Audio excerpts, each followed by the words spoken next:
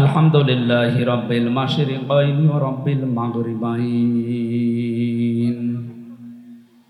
আল্লাযী খালাকা কুল্লা শাইইন যাওজাইন ওয়া আওজাবা আলাইনাল ইহসানা বিল ওয়ালিদাইন ওয়া নাশহাদু আন লা ইলাহা ইল্লাল্লাহু ওয়াহদাহু লা শারীকা লাহু ওয়া আশহাদু আন্না মুহাম্মাদান আবদুহু ওয়া রাসূলুহু সাইয়্যিদুল কাওনাইন সাল্লাল্লাহু আলাইহি ওয়া আলা আলিহি ওয়া আসহাবিহি ওয়া আতবাইহি আজমাইন লাইলা ওয়া নাহারান ফিত তারফাইন فقد قال الله تعالى في كلامه المجيد وبرهانه التوحيد أعوذ بالله من الشيطان الرجيم بسم الله الرحمن الرحيم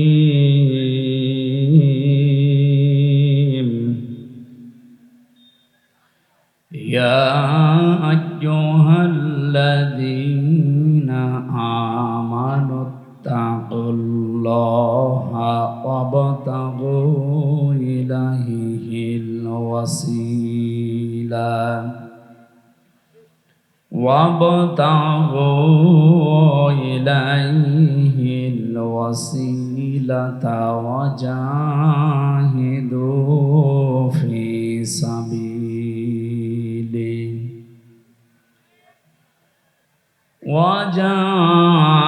وجاهدوا في سبيله لعلكم تفلحون صدقت يا ربنا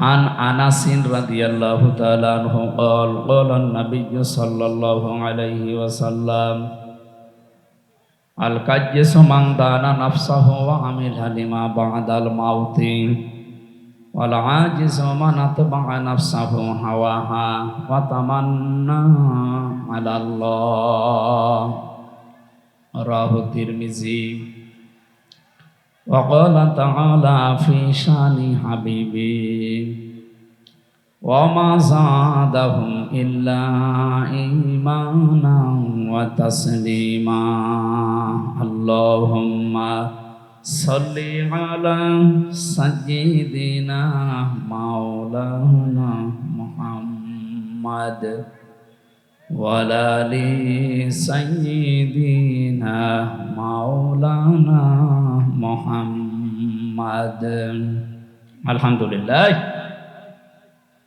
কি আরম্ভ করেছেন এই কয়জন মানুষকে এরকম সমস্যা করলে হবে? আর এরা যে দাঁড়িয়ে আছে এখানে আমার শিক্ষা দেওয়ার বিষয়, যারা দিনের আলো সূর্যের আলো না ভালো লাগার কারণে অন্ধকারের পথ বেছে নিয়ে ওদের নাম ওলট পালট হয়ে গেছে। আমরা দুনিয়াতে যারা ইসলামের আলো কোরআনের আলো সহ্য হয় না, এ চেহারা যত সুন্দর হোক আল্লাহর কসম এ চেহারা থাকবে না। দুনিয়াতে যে যে ধরনের কাজ করেছেন ওই চেহারা আপনাকে আল্লাহ ফুটিয়ে তুলবে। পৃথিবীতে দেখবেন এই যে শুকরের কাজ কি, নিজের মেয়ে ছেলে বউ এগুলো নিয়ে যায় এক জায়গায় বসে বসে আর একজনের সাথে গল্প করে, আর ওগুলো সব কচু খেতে ছেড়ে দেয়। যাদের সাথে ছেড়ে দিয়েছে সবই তো ওর মাহারাম নাকি? দুনিয়াতে বহু এই শুকর মার্কা মানুষ দেখতে পাওয়া যায়। নিজের বউ সুন্দরী, নিজের মেয়ে, নিজের পুত্রবধূ এগুলো নিয়ে যায় মার্কেটে, বিভিন্ন অনুষ্ঠানে, দোকানে, নিজে এক জায়গায় বসে বসে গল্প করে, আর ওগুলো সব আল্লাহর রাস্তায় ছেড়ে দিয়েছে। বেশি বললাম?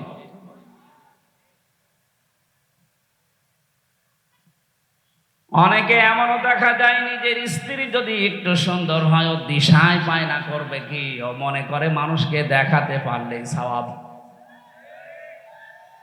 আমি যখন বিশ্ববিদ্যালয়ে ছিলাম ওই সময় দেখে কুষ্টিয়ার ওই যে গোল চত্বরে একজন নিয়ে যাচ্ছে মোটর সাইকেলে করে তার বউ। সালাম দিলাম, বললাম, কে?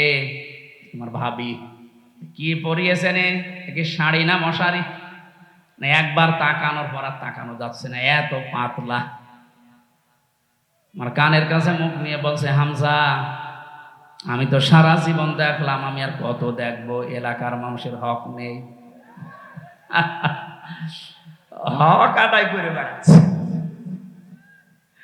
এরকম হক আদায় করা পাবলিক দেশে নেই। যারা নিজের বউ দিয়ে, মেয়ে দিয়ে, পুত্রবধূ দিয়ে হক আদায় করেন, কিয়ামতের দিনে আকৃতি আল্লাহ বানিয়ে দেবে শুকুরের। আমার তো এই আয়াতের ব্যাখ্যা পড়ার পরে মনে হয় বাংলাদেশে বহু মানুষের আকার থাকবে না, শুকুর হয়ে যাবে। কথা বলেন না কেন? কিছু মানুষকে আল্লাহ কুকুরের আকৃতি দিয়ে তুলবে। কুকুরের স্বভাব হচ্ছে আপনি দুইটা কুকুরকে খাবার দেন, একটাকে যা দিয়েছেন ও মরণ পর্যন্ত খেলেও শেষ করতে পারবে না, এত খাবার ওরা। তারপরও দেখবেন পাশেরটায় হামলা দেয়। 15.5 বছরে যারা অর্থ কামিয়েছেন, আমার মনে হয় ওর 14 বংশ যদি দুনিয়ায় থাকে শেষ করতে পারবে না, এরপরও জনগণেরটায় হামলা দিয়েছে। গতকালকে এক সচিব ধরা পড়েছে, এই যে রাত্রে। এত টাকা পয়সা আপনি পেলেন কোথায়? আমি একজন ওসি সাহেবকে পড়াতাম ওই সময় 9 সালে যখন ভার্সিটিতে প্রথম ভর্তি হই। ওনার বেতন মাত্র ওই সময় 32,000 টাকা। ওনার ছেলে মেয়ে বউ ঢাকাতে যে ফ্ল্যাট নিয়ে থাকে ওটার ভাড়া হচ্ছে 55,000 টাকা। আমি একদিন বললাম, স্যার আপনার বেতন 32,000, অথচ আপনার ফ্ল্যাট যেটা ভাড়া আছে, আপনার বউ ছেলে মেয়ে থাকে ঢাকাতে, এটা 55,000, কিভাবে কি? হুজুর, সব আল্লাহ চালায়। কে চালাচ্ছে? সব আল্লাহ চালাচ্ছে।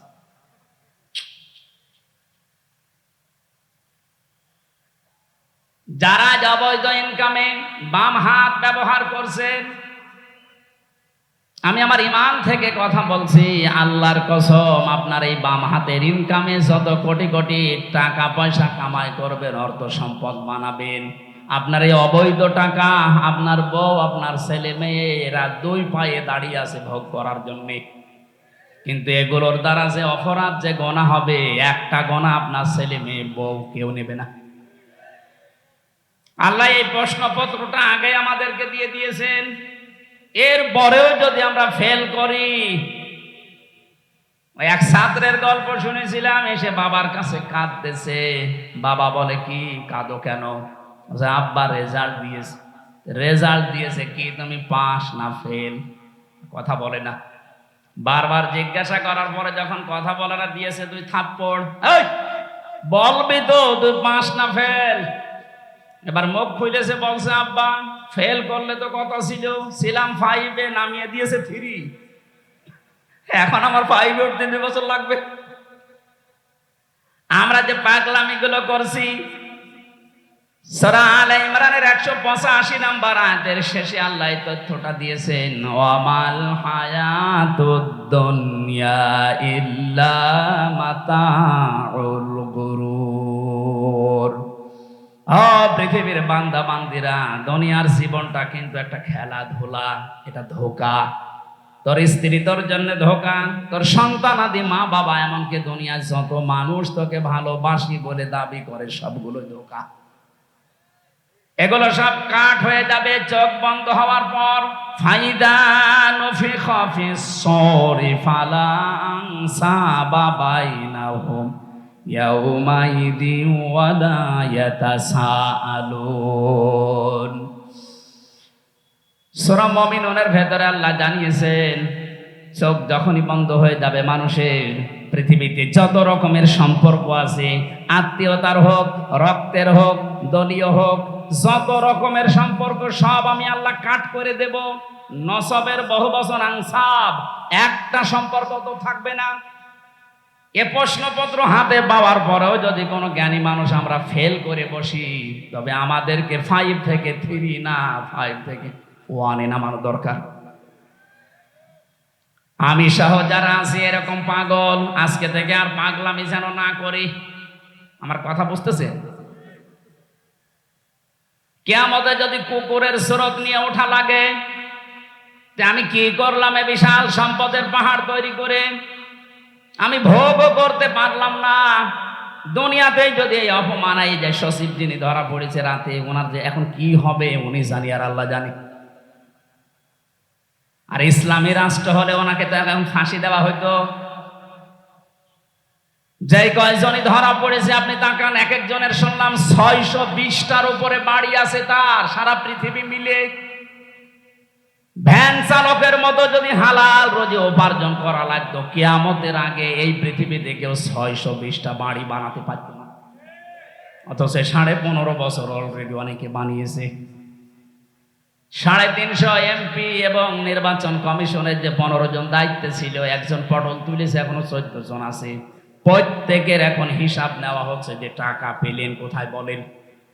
ইসলাম যদি এদেশে থাকতো, হিসাব না, শুধু ধৈর্য আর প্রমাণ হলেই কে আল্লাহ ফতে করে দিত। এইটা দেখার পরে কিয়ামত পর্যন্ত এই দেশে আর অবৈধ সম্পদের পাহাড় কেউ গড়তো না। এটা বন্ধ করা দরকার। আর এটার জন্য কোরআনে কারিমের আইন ছাড়া বানানো আইন দিয়ে সম্ভব না। যেহেতু এখনো কোরআনে কারিমের আইন এদেশে আসেনি, আমরা যারা বিবেকবান আছি, কিন্তু বিবেকটা কাজে লাগান। কুকুরের মতো শরৎ নিয়ে কিয়ামতে উঠলে কি হবে আপনার? আপনি মনে করেন 2000 বছর হায়াত পেলেন, 2000 বছর পরে তো মরবেন নাকি? কথা বলেন না কেন? আপনার যাতে কত বড় বড় মহারথী কবরে চলে গেছে। বিশ্ব নবীকে আজরাইল অফার দিয়েছিল, আপনি যদি থাকতে চান যতদিন ইচ্ছা থাকতে পারবেন। নবীজি বলেছেন তারপরে কি? বলে হ্যাঁ, তারপরে মরা লাগবে। নবীজি বললেন দেখো, মরা যদি লাগবে তখন আর আমার রেখে যাওয়া দরকার নেই, আমার নিয়ে চলো। তারে তো অফার দেওয়ার পরেও তিনি গ্রহণ করেননি, আর আপনার অফার নেই। সর্বোচ্চ এদেশের এখন গড় আয়ু হচ্ছে 65-67 বছর। আপনি এরপরে যদি বেঁচে থাকেন, মনে করবেন আপনি বোনাস পেয়েছেন, আমাদের হায়াত ধার করে বেঁচে আছেন। কথা বলেন না কেন? যিনি পালিয়ে গেছে বারবার ওখান থেকে, যে মোবাইলে কল রেকর্ড করে এডিটিং করে ফাঁস করছে, বলছে আমি আসতেছি, লিস্ট করে রাখো। আপনি আবার কবে আসবেন? আপনার যা বয়স, এ বয়সে তো এমনি আমাদের হায়াত নিয়ে আপনি বেঁচে আছেন। কথা বলেন না কেন? 65 থেকে 67 যদি গড় আয়ু হয়, তাহলে ওনার বয়স এখন, কথা বলেন না, উনি আমাদের হায়াত নিয়ে বেঁচে আছে, তারপরও বলছে আমি আসতেছি। আমরা এই মুহূর্ত থেকে শুধু মাহফিল শুনতে আসা না, আমরা এই মুহূর্তে সিদ্ধান্ত নেওয়া লাগবে কিয়ামতে যেন আমার আকৃতিটা অন্তত হামজার আকৃতি থাকে, কুকুর হয়ে না যায়। কিছু মানুষের আকার হবে সাপের মতো। তাফসিরে ফি জিলালিল কোরআন মুফাসসির লিখেছেন, সূরা রহমানের এই তাফসিরে 10 প্রকার আকৃতির কথা ওখানে আছে। সাপের কাজ কি? একটা মানুষকে সবল দেয়, লোকটা মারা যায়, সাপের কোনো লাভ হয়? বলেন না কেন? এই 15.5 বছর আপনি তাকান, অধিকাংশ মানুষের চেহারা সুরত কিয়ামতের সাপের মতো হবে। কারণ এরা সকাল থেকে ওঠার পরে বিকাল পর্যন্ত শুধু ধান্দায় থাকতো, কার ক্ষতি করব, কাকে বিপদে ফেলবো, কাকে মিথ্যা মামলা দিয়ে ধরিয়ে দেব। লোকটার মাঝখানে ক্ষতি হয়ে যেত, এর কোনো লাভ হতো না। আর এর লাভ হয়তো একটু পদ পেত। কারণ এই দেশে যত নিরীহ মানুষকে আপনি বিপদে ফেলতে পারবেন, এই জালেমদের নীতি ছিল তাকে উপরে তুলে দেওয়া। কি হয়েছে এখন আপনার? এজন্য আহ্বান জানাচ্ছি, শুধু দুনিয়া না, আর একটা জগৎ যেহেতু সামনে আছে, আমাদের আকার আকৃতি যেন সাপের মতো, কুকুরের মতো, শুকুরের মতো, পেশাবাদুর সামসিকার মতো হয়ে না যায়। আমাদের এই আকার আকৃতি যেন কিয়ামতে আল্লাহ মানুষের মতো রাখে। বলেন আমিন। আবহমান কাল থেকে এমন এমন নিয়ম নীতি চালু করা আছে ইসলামের নামে, হে নবী যখন কোরআনের তাফসীর করবেন, ব্যাখ্যা করবেন, ওইগুলো টিকবে না। কারণ কোরআন মানে আলো, আলো আসলে অন্ধকার দূর হবে, আলো জ্বালালে অন্ধকার দূর। অন্ধকার যখন দূর হয়ে যাবে ওরা চিন্তা করবে একই এতদিন আমি এই জুলুমের ব্যবসা, শিরকের ব্যবসা, বেদাতের ব্যবসা করে খাচ্ছিলাম, এ দেখি সব উল্টিয়ে গেল। ওই মানুষগুলো তখন আপনার উপরে রেগে ফেলবে, এমনকি আপনাকে তেড়িয়ে আসবে মারার জন্য। এটা সূরা হজের ভেতরে আছে। ওই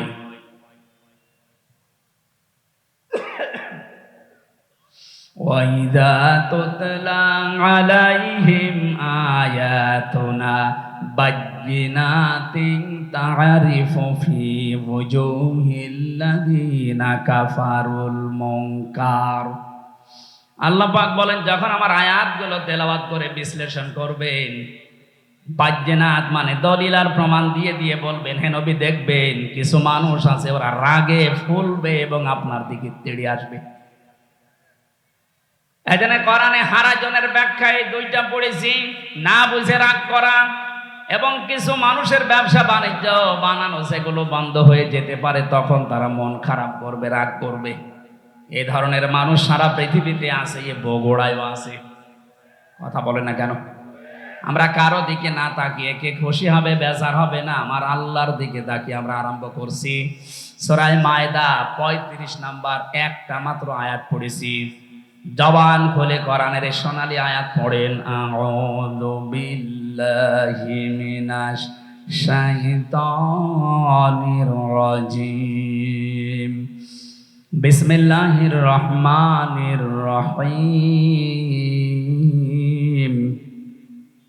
ইয়া আইয়ুহাল্লাযীনা আমানুত্তাকুল্লাহ ওয়াবতাগু ইলাইহিল ওয়াসিলা ওয়াজাহিদু ফি সাবিলিহি লাআল্লাকুম তুফলিহুন। সাদাকাল্লাহুল আযীম। কোন সূরা বললাম যেন? মায়েদা। বলেন না কেন? এটা একটা ক্লাস চলছে, ছাত্রের মতো 1 2 ছেলেরা যেভাবে জবাব দেয় ওইভাবে জবাব দেবে। কোন সূরা? মায়েদা মানে দস্তরখানা। মায়েদা মানে কি? খাবারের প্লেট। তামাম পৃথিবীটাকে আল্লাহ একটা খাবারের প্লেট বানিয়ে দিয়েছেন। এই জন্য রিজিক নিয়ে, খাবার নিয়ে আপনার চিন্তা করার দরকার নেই। আপনার চিন্তা করা দরকার আপনার জীবন নিয়ে। আপনাকে দুনিয়াতে পাঠানোর 50,000 বছর আগে আল্লাহ পাক রিজিকের ব্যবস্থায় দুনিয়ায় ছড়িয়ে রেখেছেন। আপনার রিজিক যেভাবেই হোক আসবে, কিন্তু এই রিজিকটা পাওয়ার জন্য কেউ যদি বাম হাতের ইনকাম করে, আমার আল্লাহর আরশ পর্যন্ত তার উপরে কেঁপে যায়। আজ বাংলাদেশকে অস্থিতিশীল করার জন্য অনেক মানুষ, ব্যবসায়িক যারা আছেন, সিন্ডিকেট করে বিভিন্ন জিনিসের দাম বাড়িয়ে দিচ্ছেন। এক কথা বলছেন না কেন? আপনার কত টাকা লাগবে? বিশাল তিমি মাছে টন টন খাবার লাগে প্রতিদিন। আল্লাহ তার রাজ্জাক নামের কারণে যদি এই তিমি মাছকে খাওয়াতে পারে নদীর ভেতরে, সাগরের ভেতরে, মহাসমুদ্রে, আপনি মানুষ হামজা কয়েক ছটাক মাত্র খাবার লাগে, এ খাবার আল্লাহ তার রাজ্জাক নামের কারণে দিতে পারে না। আপনি কোন কারণে বাম হাতের ইনকাম করেন বলেন তো? কি কারণে সিন্ডিকেট করছেন এই ব্যবসায়ীরা? হাদিস পড়েছি, যারা মানুষকে কষ্ট দেওয়ার জন্য ব্যবসায়ী যারা, ওয়াইলুল লিল মুতাফফিফিন আল্লাযীনা ইযা তালু আলান নাসি ইস্তাওফুন। এই পৃথিবীর ময়দানে যারা খাদ্যে ভেজাল দেয়, ওজনে কম বেশি করে, আর সিন্ডিকেট করে করে মানুষকে কষ্ট দেওয়ার জন্য খাবারকে সংকট তৈরি করে, এগুলো আল্লাহর ভাষায় জালেম। এটা রেকর্ড হচ্ছে, সারা বাংলাদেশে যাবে। সবাইকে জানাচ্ছি, আজকে থেকে আপনি ফিরে আসবেন। এই সিন্ডিকেট যারা করছেন তারা জালেম। তারা কি? জালেমের বিরুদ্ধে আল্লাহ বলেন আমি নিজে মামলা দেব। সুতরাং সিন্ডিকেটের মাধ্যমে যারা জালেম হয়ে যাচ্ছেন, আর টাকা পয়সা আপনার কিছু আসবে, কিন্তু আপনি জালেমের খাতায় নাম লিখান, কিয়ামতের দিন আল্লাহ নিজে আপনার বিরুদ্ধে মামলা দায়ের করবে। তখন আপনার এই সম্পদ, আপনার এই ছেলে মেয়ে, এই বউ, দলের লোক সব দিয়েও পার পাবেন না। সূরা আলে ইমরান এটা আছে, কিয়ামতে কাফেরেরা তামাম পৃথিবীর সব দেওয়ার জন্য আল্লাহকে বলবে এগুলো সব দিয়ে দিলাম, আল্লাহ তুমি আমাকে অন্তত বাঁচাও। আল্লাহ পাক বলেন কখনোই না। এটা সূরা মারিজের ভেতরেও আছে। ইয়াওয়াদ্দুল মুজরিমু লাউ ইয়াফতাদি মিন আযাবি ইয়াউমিদিন বিবানি ওয়া সাহিবাতিহি ওয়া আখি ওয়া ফাসিলাতিহি আল্লাতী তুবি ওয়া মান ফিল আরদি জামিআ সুম্মা ইউনজি।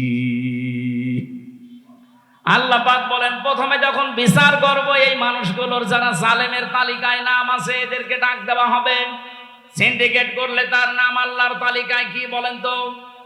আরো জোরে, জোর হলো না, আর একবার। এদেরকে ডাকার পরে ওরা বলবে আল্লাহ আমার এই যে মেয়ে আছে, আমার বউ আছে, আমার স্ত্রী সন্তান আছে, আমার টাকা পয়সা আছে, আমি কামাই করেছি বৈধ অবৈধ মিলে, অমাং ফিল আরদি জামিআ, এমনকি দুনিয়া যা আছে আমার স্থাবর অস্থাবর সব আমি দিয়ে দিলাম। এগুলো কি আর কি মনে হচ্ছে আপনার কাছে? আল্লাহর কথা কোনো মিথ্যা নেই। আল্লাহ বলেন এর পরেও লোকটা কেঁদে কেঁদে শেষে বলবে সুম্মা ইউনজি, আমাকে আপনারা মাফ করেন। আজকে সচিব যেভাবে হাত জোড় করেছে সেনাবাহিনীর কাছে যে যা আছে সব নিয়ে যান, আমারে বাঁচান, ওরা ছেড়ে দিচ্ছে। সেনাবাহিনী যদি আপনাকে না ছাড়ে অবৈধ ইনকামের কারণে, কিয়ামতে মাহশারে আদালতে কোটি কোটি মানুষ থাকবে, সবার সামনে আপনার বিচার হবে। আল্লাহ পাক বলবেন না কাল্লা, কখনোই না, ইন্নাহা লাযা, পরে আমি লাজাই দেব। লাজা কি? না, কাল্লা ইন্নাহা লাযা, তবে আমি লাজাই দেব। কোরআনে কারিমের সূরা মারিজের আয়াতের ভেতরে আল্লাহ বর্ণনা দিয়েছেন লাজাই দেওয়া হবে তোরে। নাযাআতাল লিশাওয়া তাদউ মান আদবারা ওয়া তাওয়াল্লা ওয়া জামাআ ফাআওয়া। লাজার প্রথম পরিচয় আল্লাহ বলেন এমন একটা জাহান্নামের দরজা দিয়ে তোরে প্রবেশ করাবো, ওই ঘরে ঢুকলে তোর চামড়া আগে আলাদা হয়ে যাবে। পৃথিবীতে বহু শাস্তির জায়গা আমি দেখেছি। আয়না ঘরে আমারে 10 দিন যে অত্যাচার করেছিল ওরা আমার উপরে, আমি নিজে তো সাক্ষী, আমি দেখেছি। উল্টো করে আমারে ঝুলিয়েছে, চোখ বেঁধে পেছনে হাত হ্যান্ডকাপ দিয়ে মাজায় দড়ি দিয়ে 11 ঘন্টা টাঙিয়েছে। খাবার দাবার না, পানি চেয়েছিলাম বলে পানি নেই। বহু প্রশ্ন আমাকে করেছে, যে সমস্ত জিনিস দিয়ে যে নখ তুলে নেয়, এই সমস্ত জিনিসগুলোর সামনে এনেছিল। অত্যাচার জুলুম যতটুকু আমি পেয়েছি, কিন্তু আমার শরীর থেকে কোনো চামড়া খসেনি। কথা বুঝতেছেন? হ্যাঁ, কিছু মানুষের নখ তোলা আছে আমি দেখেছি। ওই মাটির নিচে যে ঘরের ভেতর আরো অত্যাচার করে, ওই মানুষগুলোর কিছু হাড়ও আমাকে দেখিয়েছে যে এইগুলোকে শেষ করে ফেলেছি। শিবিরের কেন্দ্রীয় সাবেক সভাপতি দেলাওয়ার ভাই এবং মাসুদ ভাইকে যারা কুত্তার মতো পিটিয়েছিল, কুকুরকে যেভাবে মানুষ পিটায়, লাঠি দিয়ে, গোতা দিয়ে, লাঠি দিয়ে যেভাবে মারে, আমারে বলছিল যে এইভাবে আমরা মেরেছিলাম। আল্লাহ এমন শোধ নিয়েছে, এখন তারা গর্তের ভেতর থেকে বের হওয়ার কায়দা নেই। তা আমি এখানে নাযাআতাল লিশাওয়া এর ব্যাখ্যায় কথা বলছিলাম। পৃথিবীতে বহু শাস্তির জায়গা আমি দেখেছি।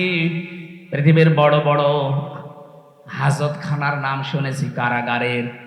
আমেরিকার ওই কারাগার খুব কঠিন, ব্রিটেনের কারাগার খুব কঠিন, রাশিয়ার কারাগার খুব কঠিন, কিন্তু মানুষের চামড়া তুলে ফেলে এমন জায়গা আমি শুনিও নি, পাইও নি।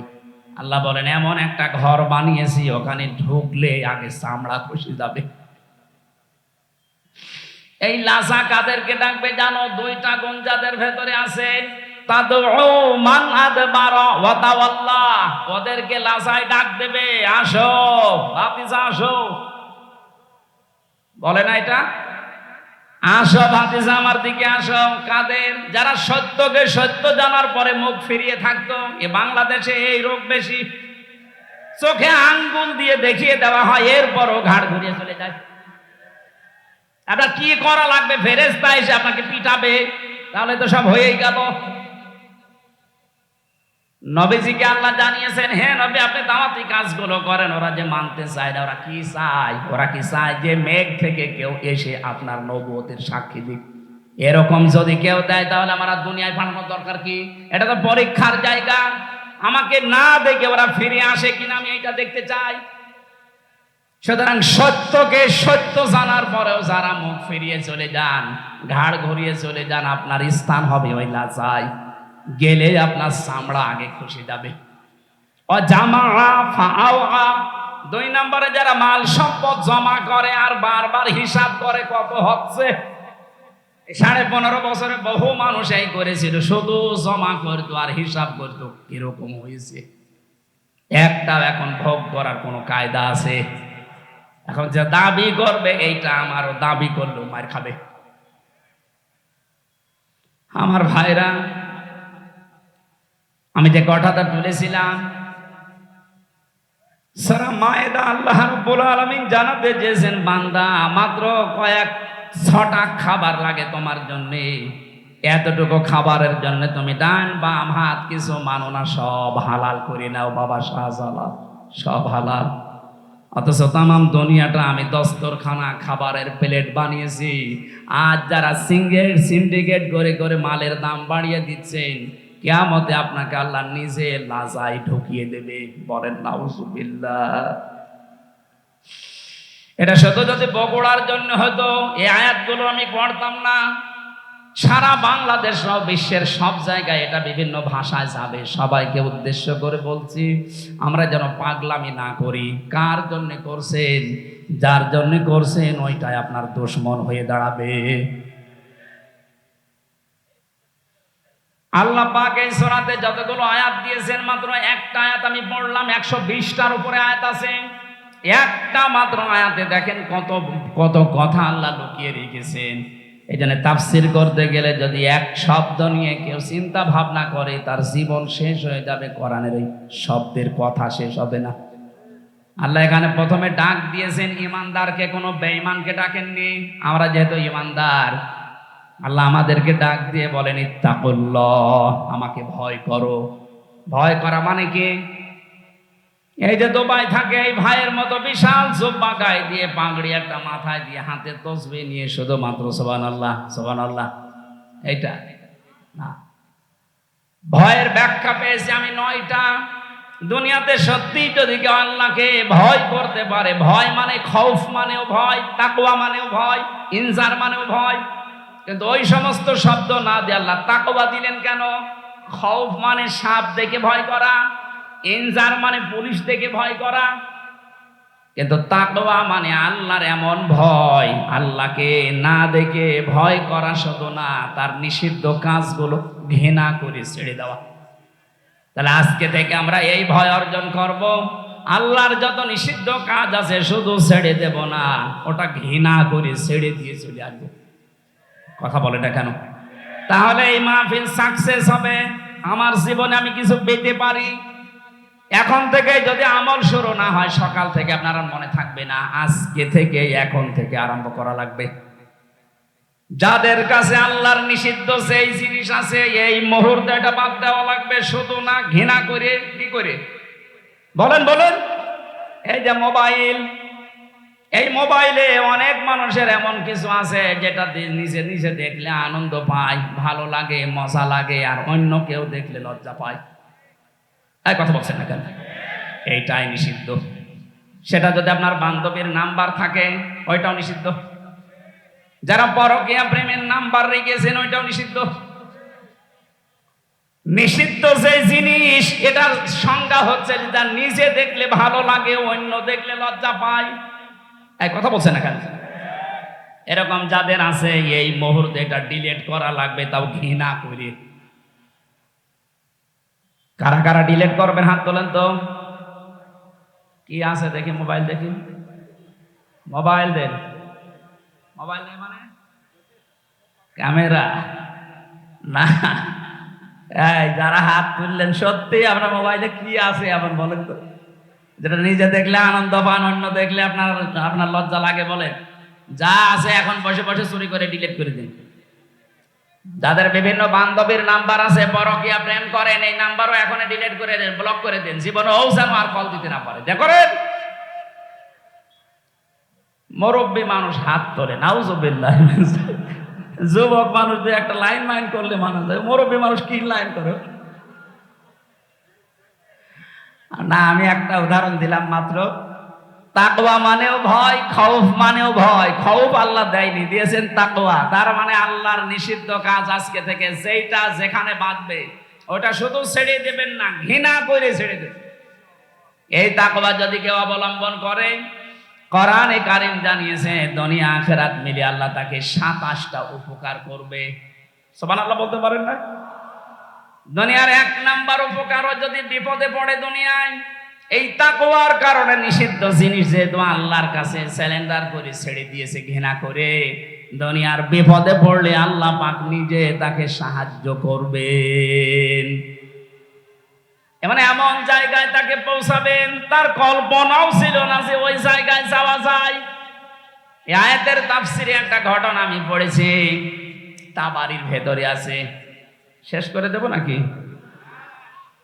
1 ঘন্টা হয়ে গেছে, আমার মনে হয় 1 ঘন্টা কথা বলার নিয়ম। একটা ক্লাস চলছে না, ক্লাস তো 45 মিনিট হয়। এতক্ষণ বসে থাকবেন আপনারা? সুবহানাল্লাহ আলহামদুলিল্লাহ। পানি নেই, পানি দেখি, পানি দিলে ভালো হয়। সুবহানাল্লাহ আলহামদুলিল্লাহ লা ইলাহা ইল্লাল্লাহ। ঠিক আছে।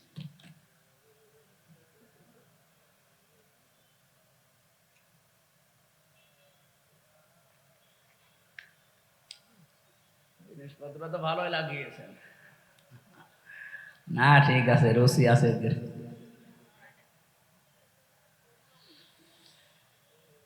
সুবহানাল্লাহ আলহামদুলিল্লাহ লা ইলাহা। আমি জিকির করতে বললাম, আপনারা কি করেন? মহিলা প্যান্ডেলে যদি বলতাম যে জিকির করেন, তো আমার মনে হয় যদি 2-3 গুণ আওয়াজ বেশি দিত। আপনারা কি পুরুষ মানুষ আছেন? তো দেখেন তো, আগে দেখেন, জবান খুলে পড়েন সুবহানাল্লাহ আলহামদুলিল্লাহ লা ইলাহা ইল্লাল্লাহ। আলহামদুলিল্লাহ লা ইলাহা ইল্লাল্লাহ। সুবহানাল্লাহ আলহামদুলিল্লাহ লা ইলাহা ইল্লাল্লাহ। লা ইলাহা ইল্লাল্লাহ মুহাম্মাদুর রাসূলুল্লাহ। বগুড়াবাসী আল্লাহ রাব্বুল আলামিন পরের শব্দে আমাদেরকে জানিয়েছেন ওয়াবতাগু ইলাইহিল ওয়াসিলা।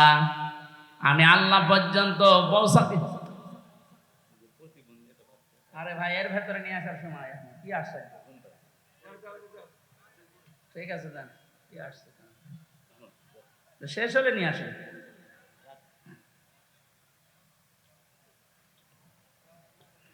কেবল বাদাল মাদাল দিয়ে শুরু করলো, এক বেদের মেয়ে এসে একবারে বাদাল ভেঙে দিয়েছে। আমি শেষ করে দিই নাকি?